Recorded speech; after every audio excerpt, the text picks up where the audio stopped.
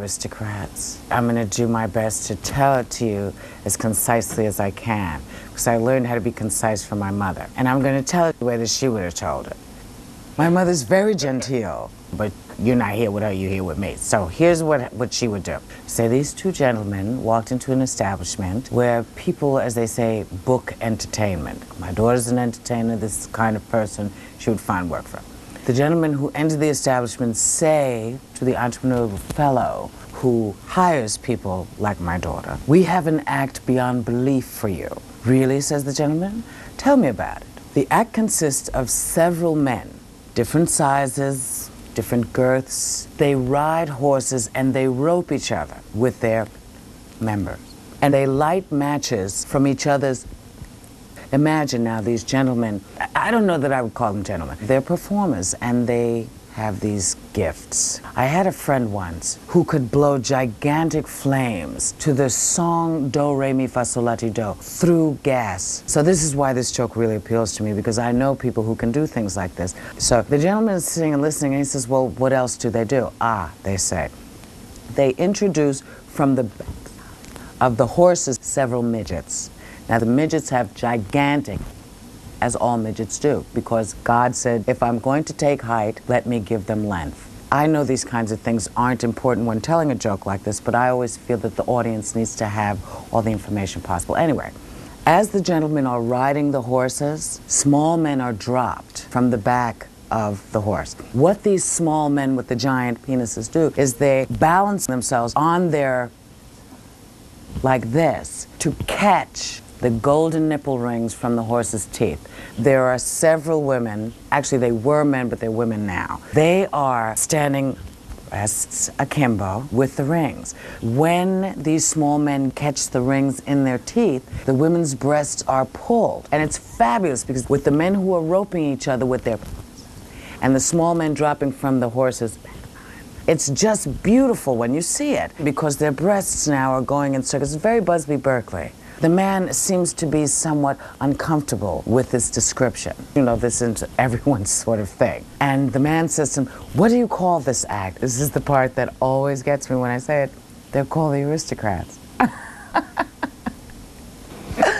You know, my mother will be very pleased, slightly annoyed that I busted her, because I think deep down inside, my mother is me.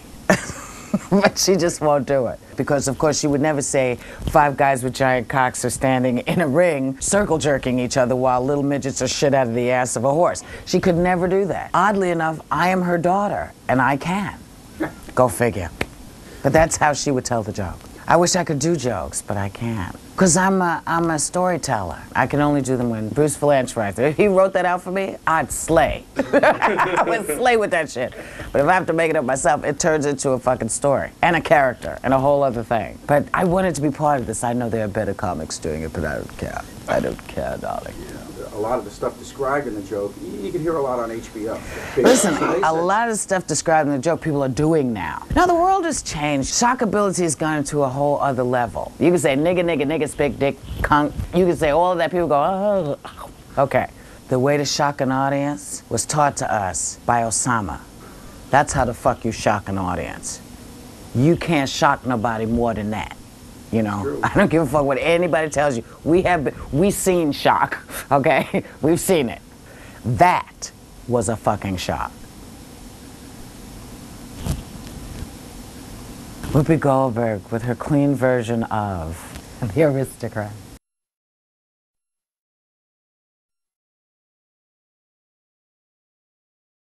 Do you remember hearing The Aristocrats? Oh, yes. No. Was there a real group? No. Although many are claiming that. No, I've heard the joke. Did you ever hear it as the Sophisticates or the Aristocrats? The Aristocrats. I like the Aristocrats. Well, that puts you in the young school because the old timers say Sophisticates. I like it. Probably came with the guarantee on my facelift. I didn't hear it with the fertilizer in it. I mean, the shit bothered me. The shit bothers you? Yes, it's so filthy. But the incest stuff, you're fine with. Incest. Well, no. Oh no. Oh no. That's That's when my breathing stopped. Do you remember the first slightly racy joke that you got away with? Well, yeah, I remember the first one that made the needle at NBC pop over the furthest, the longest. I just threw it in on the air. It was about my Fang's skinny sister, who never had any dates, but she finally had a date, and when she got home, I was so thrilled for her because I thought she'd gotten married. She had rice all through her hair. A Chinaman threw up on her.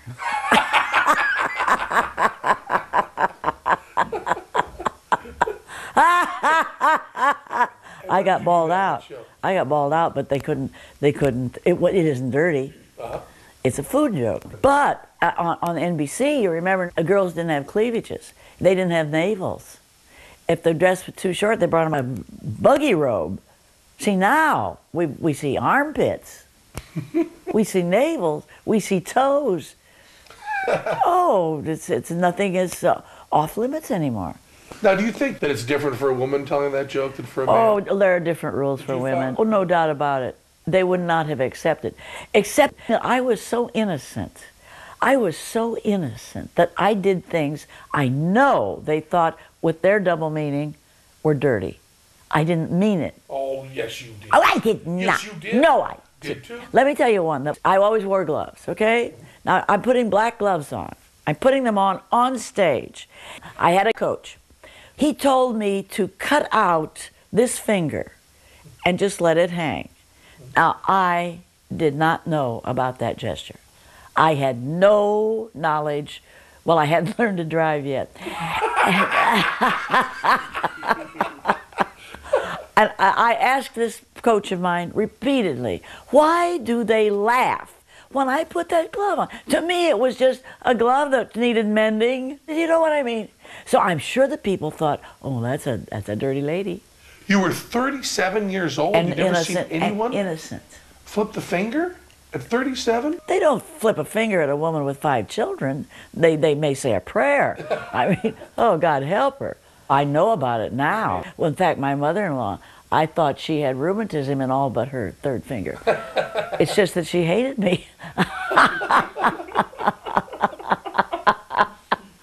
Do you do any old jokes that you know? Oh, I do old jokes. Honey, if they're old, it means they're good or they wouldn't live that long.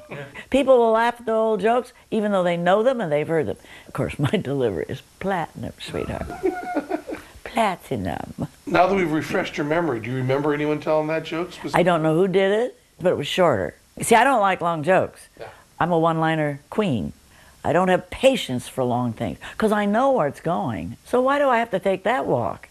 We've had so many people on this joke say that the joke doesn't matter, it's just the long walk. Oh, they like the walk. Sure. Oh. So we like this other point of view. You got enough of me.